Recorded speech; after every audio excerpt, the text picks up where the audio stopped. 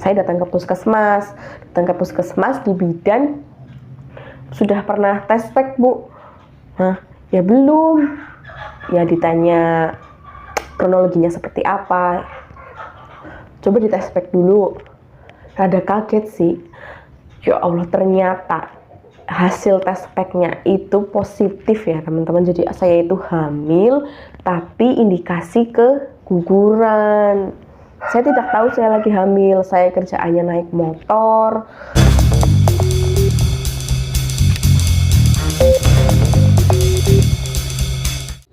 Assalamualaikum warahmatullahi wabarakatuh. Kembali lagi di channel Mama Kembar Ahsan Ihsan bersama Mama Tias. Apa kabar teman-teman semua? Semoga teman-teman dalam keadaan yang sehat ya. Teman-teman jangan lupa klik tombol subscribe supaya saya lebih bersemangat lagi bikin kontennya.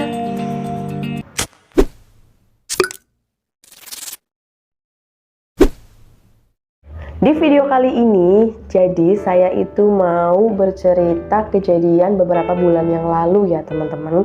Saya pemakai KB IUD.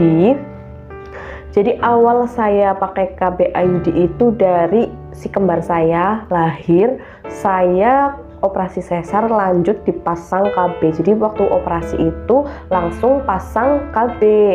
Nah, kapan terakhir saya kontrol? Saya terakhir kontrol waktu anak saya berusia 2 tahun. Dan setelah itu saya tidak pernah kontrol sama sekali ya teman-teman. Terakhir dulu kontrol di dokter dan dokter pun tidak bilang 6 bulan sekali. Jadi dokternya cuma bilang minimal ya 1 tahun sekali lah, kalau enggak ya pas ada keluhan mungkin. Dan saya nggak ada keluhan apa-apa. Dan kejadiannya ini ada bikin shock dan sedih juga sih. Jadi setelah anak saya usia 4 tahun, jadi belum lama ini, itu ternyata saya hamil lagi teman-teman. Kondisi saya masih menggunakan KB, jadi KB saya itu masih terpasang. Ya siapa mengira bakal hamil ya. Jadi menstruasi saya itu siklusnya memang tidak teratur. Jadi setelah memasang KB pun, karena saya menyusui, usia 18 bulan saya baru mendapatkan menstruasi pertama teman-teman. Lanjut itu terus mens seperti biasa, tapi kadang dapat kadang tidak, ya cuek saja, maksudnya ya oh mungkin normal lah. Dan beberapa bulan terakhir ini pernah harusnya dapat, tapi waktu itu cuman flex saja dan saya cuek, tidak terlalu difikirkan. Nah, terus bulan berikutnya itu di tanggal dapat, tapi ternyata keluarnya seperti gumpalan. Itu rasanya luar biasa banget sakitnya, luar biasa. Pokoknya enak lah, kita nggak boleh bilang sakit katanya ya. Luar biasa banget enaknya, tapi nggak kepikiran ya. Saya tahu, saya rasa itu cuman oh pas lagi datang bulan saja, memang sakit normal. Hari kedua keluar sama gumpalan juga, lebih banyak malamnya.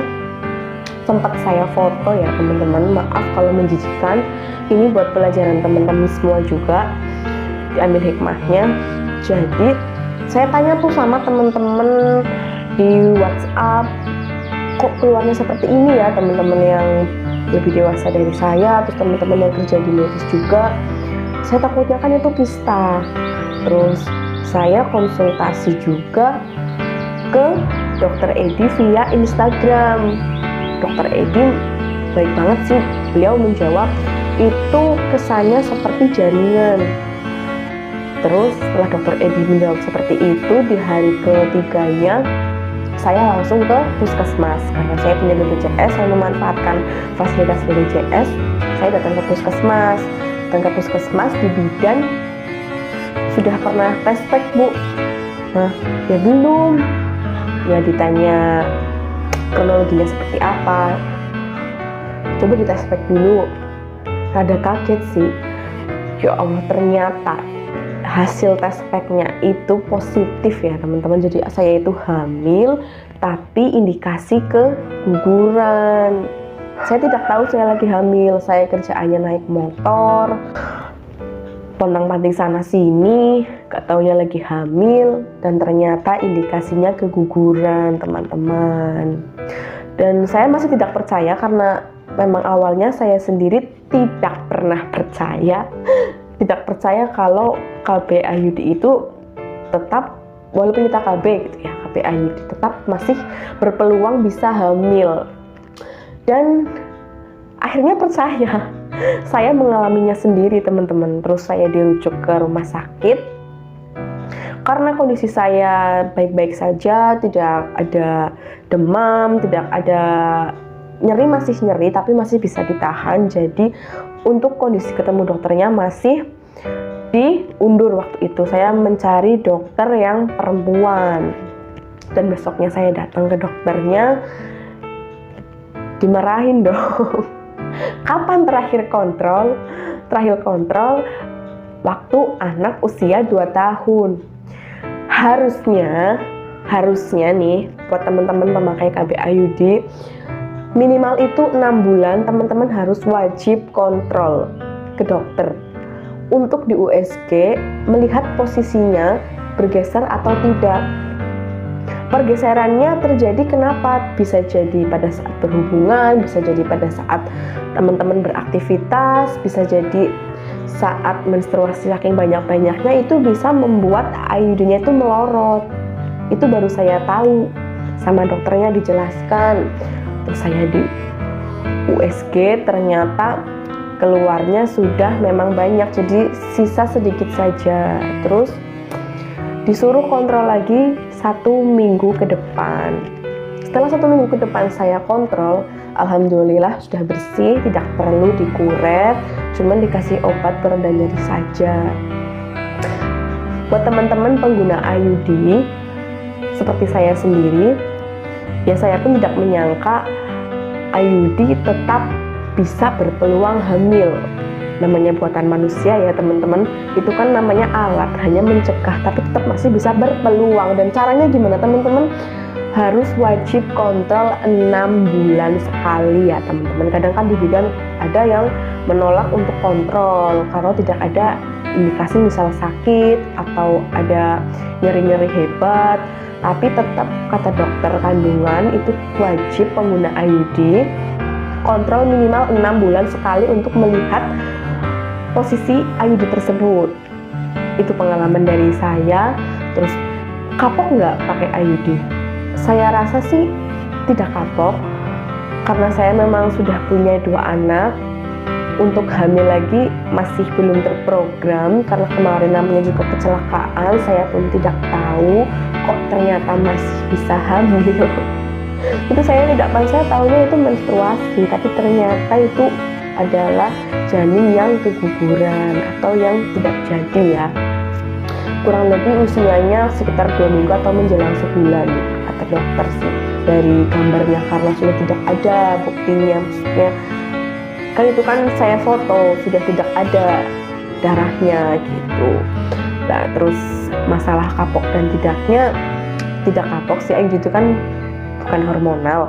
Kedepannya pun saya akan tetap menggunakan IUD lagi. Memang banyak resikonya teman-teman, saya pun mengalami sendiri pengalaman menggunakan IUD. Jadi pada saat kita kelelahan, memang terkadang rasa nyeri atau sakit di perut bagian bawah.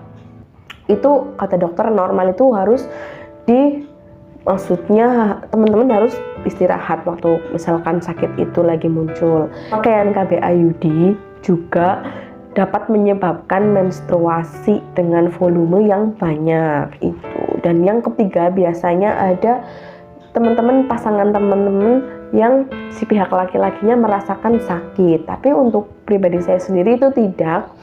Jadi kalau misalkan saya kedepannya mau pakai KB apa lagi atau kapok atau tidak dengan ini, tidak kapok, saya masih tetap akan menggunakan KB IUD dengan catatan kontrol 6 bulan sekali ya teman-teman. Jadi KB IUD itu tetap aman. Tergantung teman-teman juga, kalau kan kadang ada yang cocok, ada yang tidak. Begitu teman-teman. Jadi sekarang kondisinya gimana? Saya kondisinya baik-baik saja, tidak apa-apa. Cuman tidak perlu dikuret juga. Cuman waktu itu masa nifasnya sedikit lama, jadi mau 4 bulan baru bersih. Begitu teman-teman, karena tidak dikuret ya saya waktu itu. Sekian video dari saya, semoga bermanfaat. Teman-teman pemakai IUD jangan takut, tidak apa-apa teman-teman. Memang tetap bisa hamil, tapi harus tetap kontrol 6 bulan sekali ya teman-teman. Sekian cerita dari saya, diambil hikmahnya. Mohon maaf apabila terlalu vulgar. Terima kasih sudah menonton, ditunggu video selanjutnya. Wassalamualaikum warahmatullahi wabarakatuh.